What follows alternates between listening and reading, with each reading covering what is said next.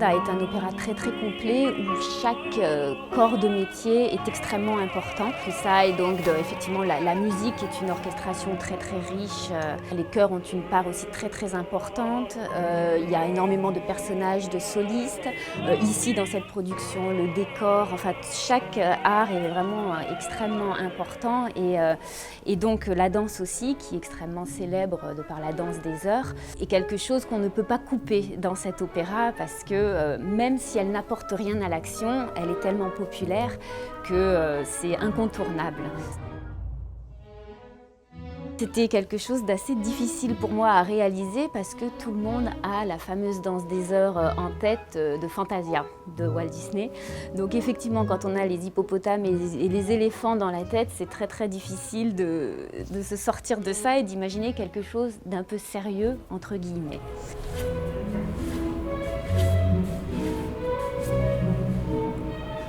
Normalement, dans la Gioconda, ce sont des danses qui sont offertes par Alvise pour ses invités. C'est vrai que l'idée de Jean-Louis Grinda est quand même un concept un peu plus particulier.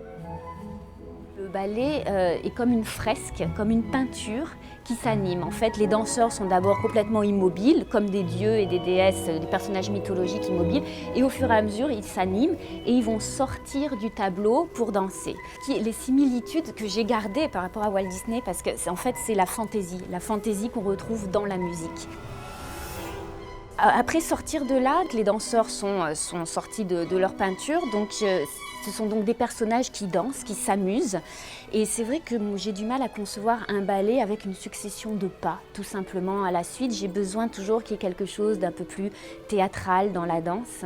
Et on retrouve donc cette fantaisie dans la petite part de théâtralité que j'amène dans le ballet. Et aussi, je trouve que c'est vraiment la musique qui m'a particulièrement inspirée.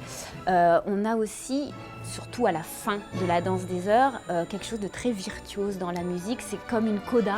C'est à chaque fois dans la danse, c'est les numéros de virtuosité, les fouettés, les manèges, les choses comme ça qui sont pour les danseurs une grande virtuosité.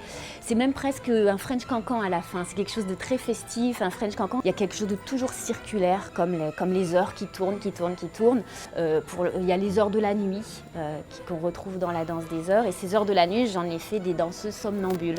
Donc c'est à la fois ça relève d'une certaine fantaisie, mais aussi assez virtuose parce que les garçons doivent les rattraper à chaque fois au dernier moment.